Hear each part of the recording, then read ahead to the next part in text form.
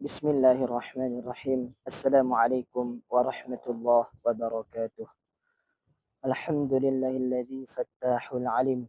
Alladzi khalaqal insana fi ahsani taqwim.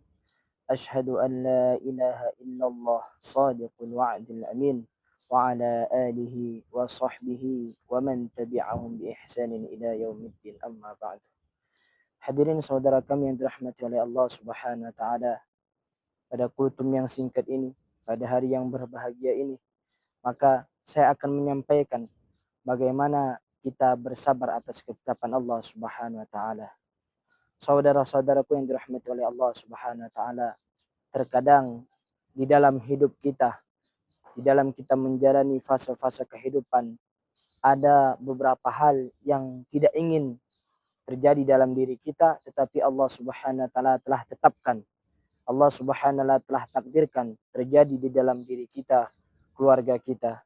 Maka hadirin dimuliakan oleh Allah Subhanahu wa taala, begitulah Allah Subhanahu wa taala telah menguji para nabinya, telah menguji para rasulnya, agar untuk apa? Untuk menambah ketakwaan kita kepada Allah Subhanahu wa taala, menambah tebalnya iman kita kepada Allah Subhanahu wa taala.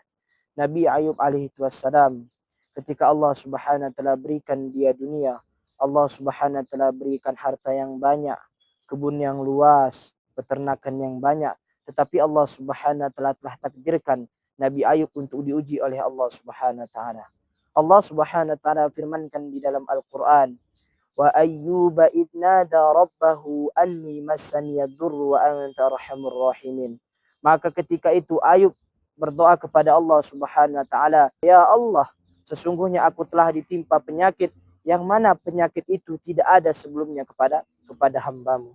Ini adalah sebuah pelajaran bagi Nabi Ayub alaihi wassalam, yang ketika dia kaya, banyak orang yang mendekat kepada Nabi Ayub alaihi wassalam, banyak meminta pertolongan kepada Nabi Ayub, banyak yang bersedekah atau berziarah kepada Nabi Ayub alaihi wassalam.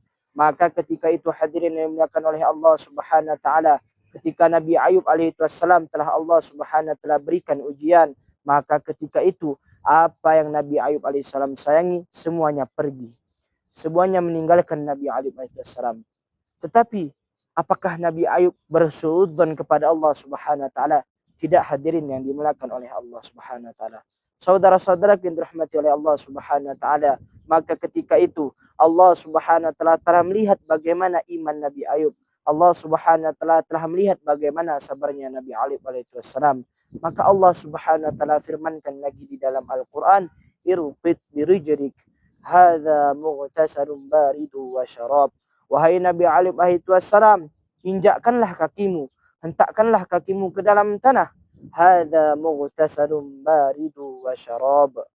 Sesungguhnya air yang keluar daripada tanah itu akan menjadi penyembuh bagi dirimu.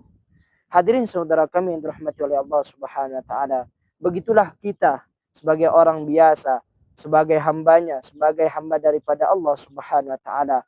Terkadang tidak semua keinginan kita dipenuhi oleh Allah Subhanahu wa taala. Kadangkala kita berada di atas, kadangkala kita berada di bawah. Maka Rasulullah sallallahu alaihi wasallam mengajarkan kepada kita, mengajarkan satu buah doa, Allahumma ajurni fi musibati wa khuluf li khairan minha.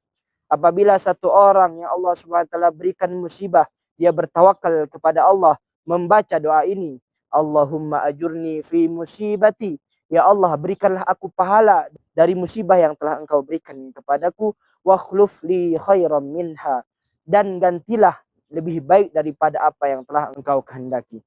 Hadirin saudara kami yang dirahmati oleh Allah Subhanahu wa taala, satu orang ayah mempunyai dua orang anak. Ketika anaknya itu meninggal dunia, dia mengatakan inna lillahi wa inna ilaihi raji'un. Ini bermakna bukanlah ikhlas dalam suatu musibah, bukan. Bukannya kita itu tidak ikhlas dalam suatu musibah, tetapi ketika ada musibah, ada sesuatu yang tidak kita inginkan jatuh ke dalam diri kita, Allah Subhanahu wa taala inginkan kita ridha terhadap ketetapan Allah Subhanahu wa taala. Saudara-saudaraku yang dimuliakan oleh Allah Subhanahu wa taala, untuk itulah gunanya kita bertawakal kepada Allah Subhanahu wa taala, agar apa? Ketika Allah Subhanahu wa taala memberikan kita nikmat, kita ingat kepada Allah.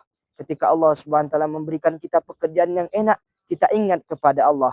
Begitu juga ketika Allah Subhanahu wa taala sedikitkan rezeki kita, Allah Subhanahu wa taala cabut pekerjaan kita, Allah Subhanahu wa taala beri sedikit ujian untuk kita, itu bukan berarti Allah Subhanahu wa taala tidak sayang. Wa ma zadahum illa imanan wa taslima. Maka ketika itu Allah Subhanahu wa taala ingin menguji kita agar apa? Agar iman kita naik dan kita ya taqarrub ilallah taala, semakin mendekatkan diri kita kepada Allah Subhanahu wa taala. Kesimpulan daripada kultum yang singkat ini, marilah saudara-saudaraku kita mendekatkan diri kepada Allah Subhanahu wa taala, sabar atas apa yang telah Allah Subhanahu wa taala tetapkan kepada kita. Kutiba alaikumul qital wa huwa kurhul lakum wa asa an takrahu syai'aw wa huwa khairul lakum wa asa an tuhibbu syai'aw wa huwa syarrul lakum. Barangkali yang menurut kita baik tidak baik bagi Allah, tetapi barangkali yang menurut kita tidak baik tapi baik bagi Allah Subhanahu wa taala. Faqad hadza minni subhanakallahumma wa bihamdika asyhadu an la ilaha illa anta astaghfiruka wa atubu ilaik. Assalamu alaikum warahmatullahi wabarakatuh.